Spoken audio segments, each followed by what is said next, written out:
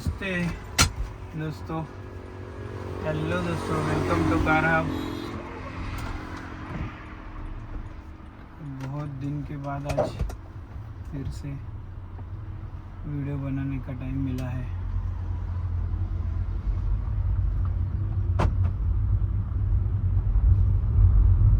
तो सबसे बड़ा अभी जो इशू चल रहा है वो इथेनॉल ब्लेंडिंग का है।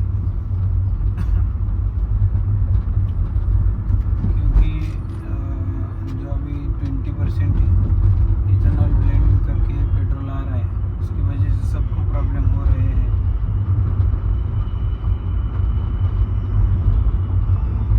मुझे तो पर्सनली कुछ प्रॉब्लम आया नहीं है, लेकिन मैं वीडियोस देख रहा हूँ वर्टूस GT को क्या बोलते EPC का लोगो दिखा रहा है, लाइट दिखा रहा है। हमको तो अभी वैसा कुछ नहीं है, लेकिन माइलेज थोड़ा ड्रॉप हो रहा है मेरा। मतलब सिटी में तो पूरा ही ड्रॉप हो जा रहा है। जैसे हाईवे पे तो दे रहे माइलेज, हाईवे पे कोई प्रॉब्लम नहीं आ रहा है मुझे तो। बाकी ऐसा कुछ प्रॉब्लम नहीं आया पूरा गाड़ी में। E20 वाला ही पेट्रोल अभी मैं तो डाल रहा हूँ। और हमने एक चेक भी किया था बॉटल में, तो जियो का जो है उसमें अभी मिलावट नहीं है कुछ। जियो का इस्तेमाल करो जो है तो नॉर्मल चलेगा सर। इथेनॉल वगैरह उसमें मिक्स अभी नहीं है मेरे हिसाब से। हमने बॉटल में लिया था।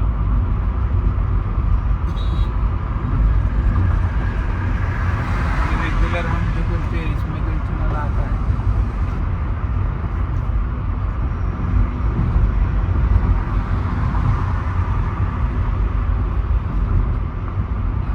गाड़ी की सुरक्षा हम ही करने वाले हैं ना, कोई और थोड़ी आएगा। अभी कौन सच बोल रहा है और कौन झूठ बोल रहा है यही समझ में नहीं आ रहा है, क्योंकि गडकरी जी भी बोल रहे हैं कि इथेनॉल से एक गाड़ी दिखाओ मेरा जो इथेनॉल की वजह से प्रॉब्लम में है। कोई गाड़ी को प्रॉब्लम नहीं होता है, ऐसे तो उनका टेस्टिंग भी हुआ है और वो उतना इससे बोल भी रहे हैं कॉन्फिडेंस।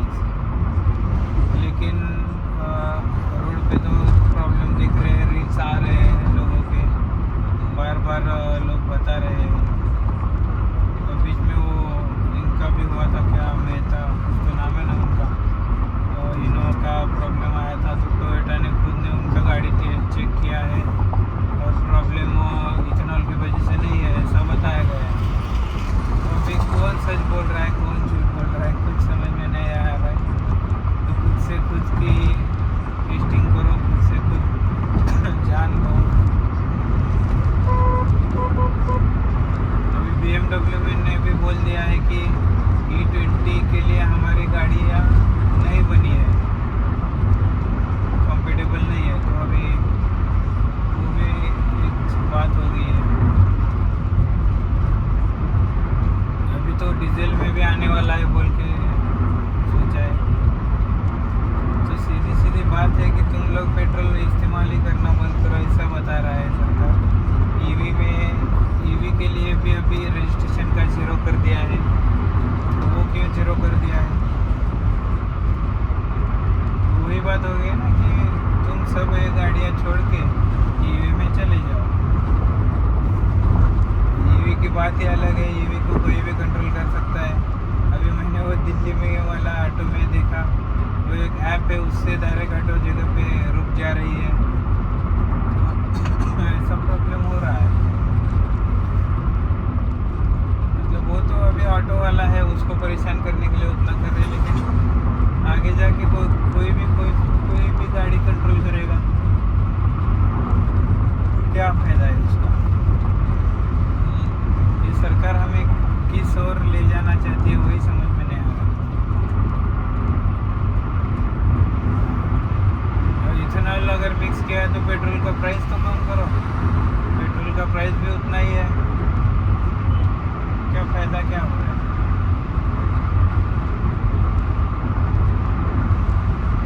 20% अगर इथेनॉल मिक्स हो रहा है तो 20% तो पेट्रोल का प्राइस कम करो। 20-25 रुपये कम हो जाएंगे भाई, 90 रुपीज़ के आसपास आ जाएगा पेट्रोल।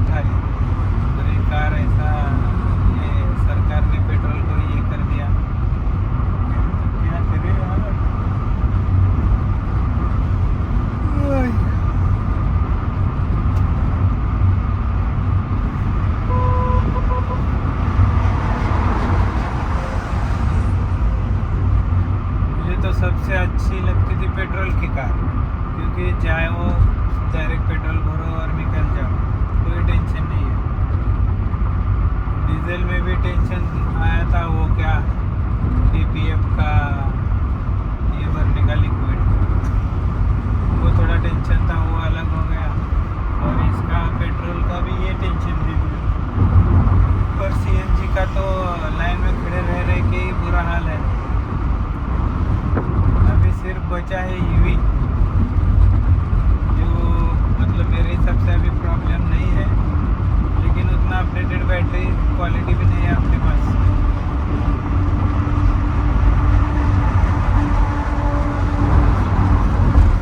ज़्यादा से ज़्यादा 1 साल चल रहे हैं अच्छे से, 1 साल बाद और रेंज का ड्रॉप प्रॉब्लम हो रहा है, पूरा रेंज ड्रॉप हो रहा है। 400 रेंज का 250-300 रेंज दे दिए 1 साल में, क्या कैसे काम करेगा? कहाँ से चूस रहा है ये सरकार, क्या कर रहा है क्या मालूम। आम आदमी करने जाएगा ये और हो जाएगा एक चीज़।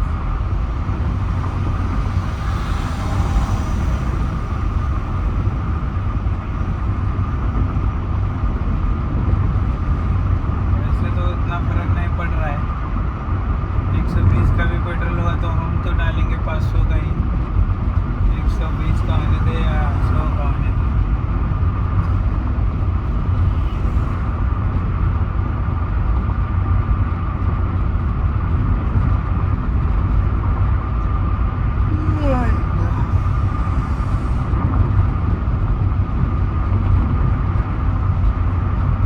मेरा भी ईवी की तरफ बहुत ही ध्यान जा रहा था, लेकिन अभी पूरा छोड़ दिया है मैंने, क्योंकि कोई अभी ऐसा टाइम चल रहा है कि जहाँ हो वहीं रहो, जो है आपके पास वही में समाधानी रहो, वही बैठो। क्योंकि तुम ईवी लेने गए तो उसका अलग टेंशन है, पेट्रोल लेने गया नया तो भी अलग टेंशन है, डीजल लेने गया तो अलग है, सीएनजी का तो पूछो ही मत, पूरा गरीब और भिखारी जैसा फीलिंग आता है सीएनजी का। सबसे अच्छा है जहाँ हो जैसे हो वहीं में रहो, नया लेने की कोशिश मत करो, थोड़ा रुको। एक हमारे ऑटोमोबाइल इंडस्ट्री को कहीं पे तो स्टेबल होने दो, अभी कुछ भी स्टेबल नहीं है। ऐसी गाड़ियाँ नया लॉन्च होते जा रही है, लेकिन कुछ फ़ायदा मेरे को नहीं लग रहा है। अभी सियारा आया है, 20 लाख का गाड़ी है, लेकिन 20 लाख इन्वेस्टमेंट करने से पहले थोड़ी सोचने वाली बात है, थोड़ा तो बैठ के सोचो। हमें जिसको नया लेनी है वो ठीक है, वो थोड़ा वीडियो वगैरह थोड़ी इन्फॉर्मेशन लेके, थोड़ा नॉलेज लेके ले सकता है, नया ही ले रहा है। लेकिन जो है उसको बेच के जो ले रहा है उसको थोड़ा सोचने की ज़रूरत है भाई, क्योंकि ये भी नहीं और वो भी नहीं, ऐसा होके बैठेगा बाद में।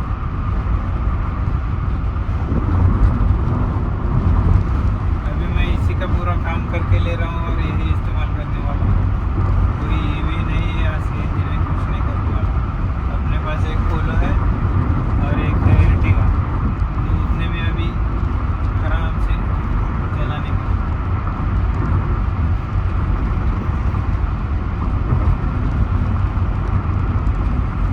जब भी अपना ये पूरा ऑटोमोबाइल इंडस्ट्री स्टेबल होगा, कोई एक डायरेक्शन पकड़ेगा, तभी हम सोचेंगे अभी अगली मूव। जब तक जहाँ है जैसा है वैसे ही रहेंगे।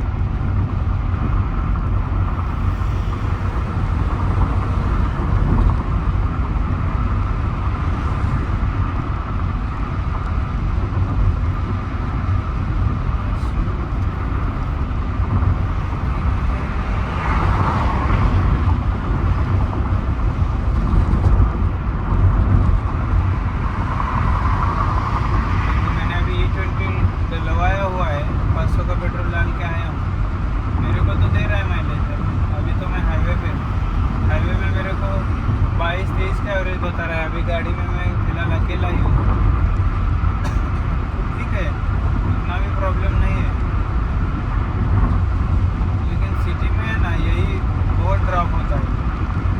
11-12 पे आ जाता है।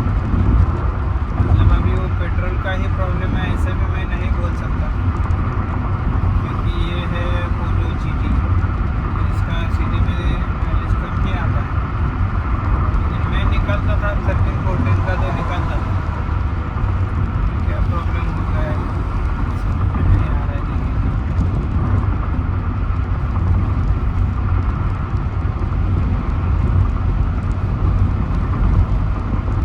जो इकोनॉमी के बारे में सोच ही रहा है वो तो जैसे तैसे करके माइलेज निकाल ही लेगा भाई।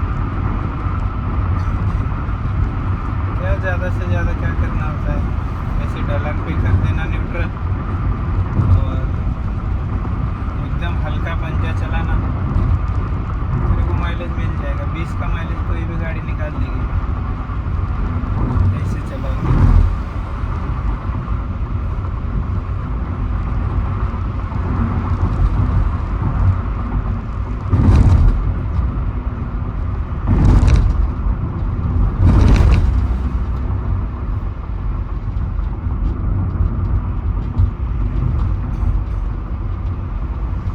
मैंने अभी तक गाड़ी सर्विस करने नहीं भेजी है।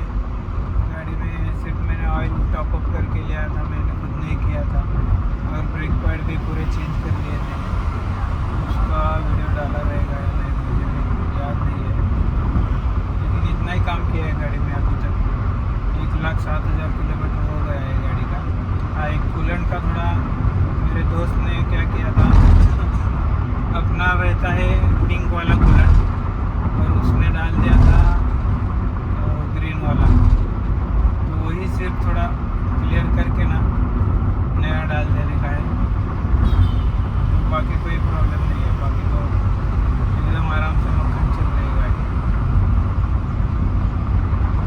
अभी ये पेट्रोल की वजह से मैं भगाता भी नहीं हूँ, मेरे को भी थोड़ा तंगी चल रही है अपनी गाड़ी। हमारे भी पेमेंट्स अटके पड़े हैं, कुछ निधि नहीं मिल रहा है, फंड्स खत्म हो गए, ऐसा ऐसा करके मेरा भी पेमेंट पूरा अटका पड़ा है 15-20 लाख का। जैसे पेमेंट आएगा तब से फिर से अपना शोर चालू कर देंगे।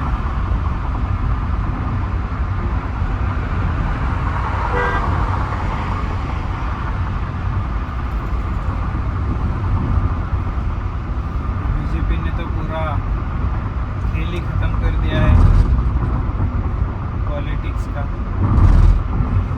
पूरा वन साइडेड मैच खेल रहे हैं।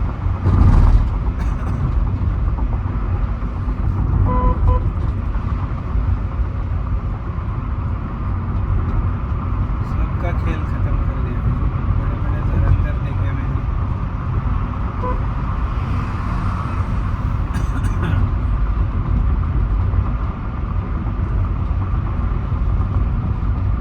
अभी बीजेपी सिर्फ नाम नहीं है, जो है बीजेपी है ऐसी बात है। अभी गवर्नमेंट के काम हम लोग करते हैं तो हमको मालूम है, और बोल के फ़ायदा भी नहीं है क्या चलता है, कैसे होते हैं काम। ठीक है, सिस्टम को हम नहीं बदल सकते, लेकिन किसी को तो आना पड़ेगा सिस्टम में बदलाव करने के लिए,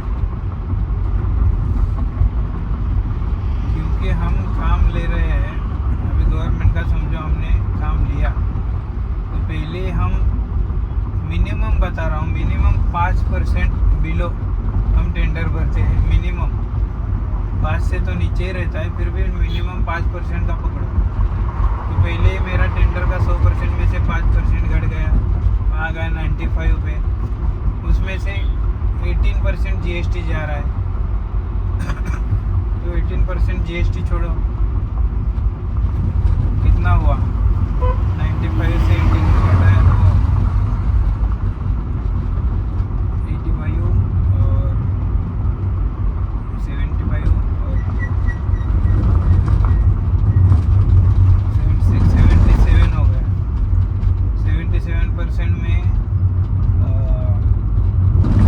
कटिंग होता है, और 5.5-6% 6% का कटिंग में जाता है। 6% में नहीं, 4% कटिंग, मतलब टैक्स, सेस और लेबर इंश्योरेंस ऐसे बोल के 4% घट जाता है उसमें से। तो 4% और घटाओ तो आ जाएगा तुम्हारा 73%।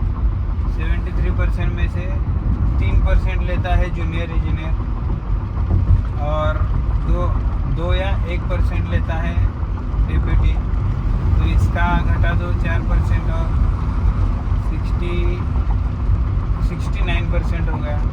और 69% में से 1% लेगा वो मेन, मतलब कि एग्जीक्यूटिव। और एग्जीक्यूटिव इंजीनियर के बाद पहले आता है जो क्लार्क वगैरह रहते हैं, ये सब मिला के 1% हो जाएगा।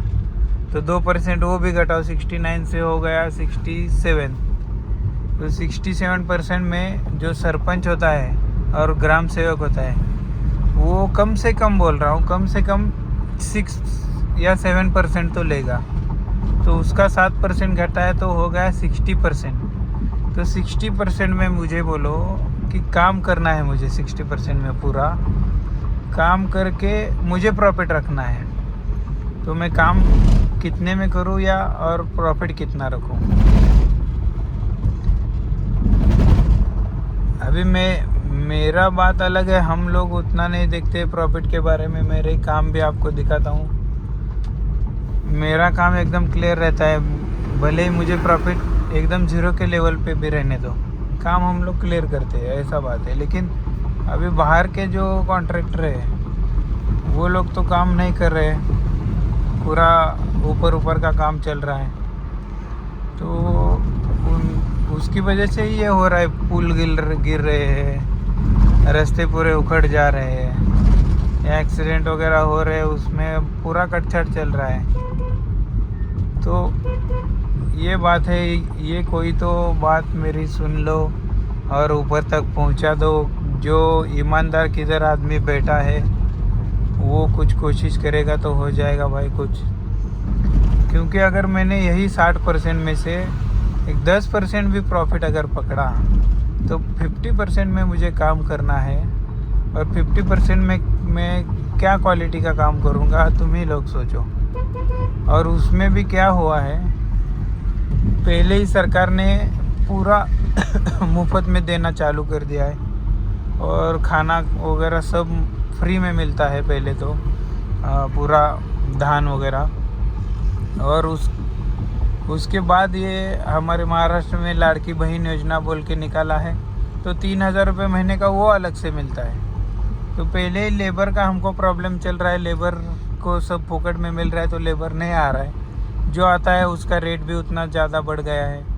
पूरा मेरे तो साइड पे 1600 रुपये का मिस्त्री आ रहा है और लेबर आ रहा है 900 रुपये का। जितना पेमेंट मुझे भी नहीं रह रहा है ना उसमें, तो उतना उसको देना पड़ रहा है। मैं इतना पढ़ लिख के क्या फ़ायदा है, मेरा एमटेक स्ट्रक्चर हो गया है, क्या मिल रहा है मेरे को? 10%। 10 लाख का काम करेगा तो लाख रुपए मिलेगा मुझे, और ये लोग कमा के जा रहे हैं मेरे सामने लाख रुपए एक आदमी। वो भी लाख रुपए में मैं भी ला रहा हूँ, ब्याज पे से पैसा लोन निकाल के मैं काम कर रहा हूँ। तो समझो क्या बाकी रह रहा है पीछे। तो किसी को तो कुछ करना पड़ेगा, और मैं इसमें आपको मदद करने में रेडी हूँ, लेकिन कर क्या सकता हूँ। मैंने समझो ये वीडियो बना लिया है एक आध अफसर का, तो वो वीडियो मैं दूंगा किसको? करप्शन ऑफिस को। करप्शन ऑफिस फिर से उसी को बात करके, वहाँ पे भी करप्शन है ना, वो ऑफिसर के पास कुछ पैसा कम ही है क्या? वो उसको पैसा दे देगा और दोनों बैठ जाएंगे मेरे मुंडी पे आके। तो मेरा जो चल रहा है वो भी काम बंद हो जाएगा, और वो जो मैं करने जा रहा हूँ तो वो भी नहीं होगा। तो ऐसी बात में करे तो क्या करे आदमी। तो ये होगा ये ना, अभी कितने लोग वीडियो बना के डाल रहे हैं, ऐसा काम हुआ है, वैसा काम हुआ है, ख़राब काम कर रहे हैं, सब टूटा फूटा इस्तेमाल हो रहा है, क्वालिटी का काम नहीं है। तो भाई ये लोग आगे ये देखो ना, यहाँ पे बात करो तुम। 50% अगर यही लोग ले रहे हैं तो 50% में मैं क्या काम करूँ? और वो कार्यकर्ता लोग जो आते हैं साइड पे, वो बात ही अलग है। वो आते जाते 500-1000 रुपये ऐसे ही ले लेते हैं। वो तो बात ही अलग, वो तो बात ही छोड़ो, वो तो पकड़ा भी नहीं है अपन ने। तो ऐसे में कहाँ पे ले जाएगा इंडिया, क्या मालूम। किसी को तो कुछ बात करनी पड़ेगी भाई साहब। अभी ये मोदी जी थोड़ी देखेंगे सब।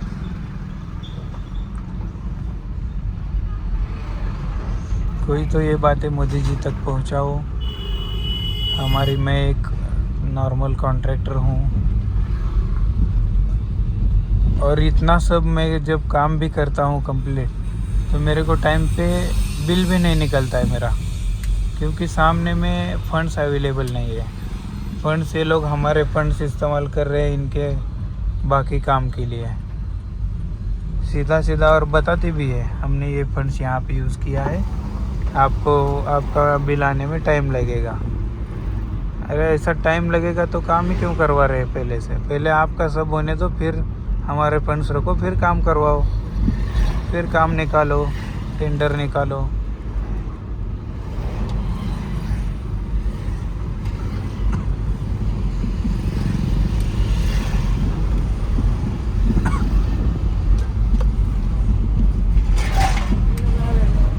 वो फंड्स आने तक 1 साल जाएगा। 1 साल में 1 लाख रुपए का क्या फ़ायदा मेरे को? अगर मैंने वो भी ब्याज से अगर पैसा लिया है तो मेरा ब्याज ही हो जाएगा 1 लाख। तो काम करके मुझे क्या फ़ायदा हुआ इसमें? सिर्फ मेरे अकाउंट में पैसे घूम रहा है, मेरे को कुछ नहीं मिल रहा है। उससे तो अच्छा मैं लेबर बन जाता था, 1500 रुपये का पेमेंट लेता था रोज़, घर को ले जाता था पेमेंट हफ्ते में 6-7 हज़ार रुपये लेके घर जाता था। ये एमटेक करके यहाँ पे क्या कुछ नहीं मिल रहा है इंडिया में। और वो तो बात ही अलग है, अगर मैंने उतना कमा भी लिया तो टैक्स अलग से कट रहा है, 30% टैक्स कट रहा है इतने में। करे तो क्या करे आदमी? लाख रुपए में से 30% टैक्स अगर गया, 30,000 रुपये तो वहाँ पे जा रहे फिर।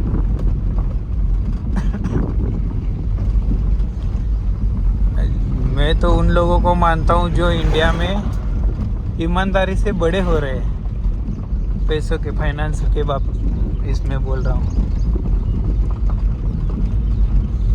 बाय कंसिडरिंग फाइनेंस, जो आदमी फाइनेंस के बेस पे बड़ा हो रहा है, मतलब अमीर हो रहा है ईमानदारी से, तो वो आदमी को मानना पड़ेगा भाई, इतना सब टैक्स, इतना सब कटिंग सब दे के भी तो अगर बड़ा हो रहा है तो ठीक है भाई, अच्छा काम कर रहा है तो। क्योंकि फ्रॉड के बिना इस सिस्टम में कोई भी आदमी बड़ा नहीं हो सकता। ये विराट कोहली ऐसे ही नहीं भाग के गया इधर से, कुछ फ़ायदा ही नहीं है ये यहाँ इंडिया में रह के।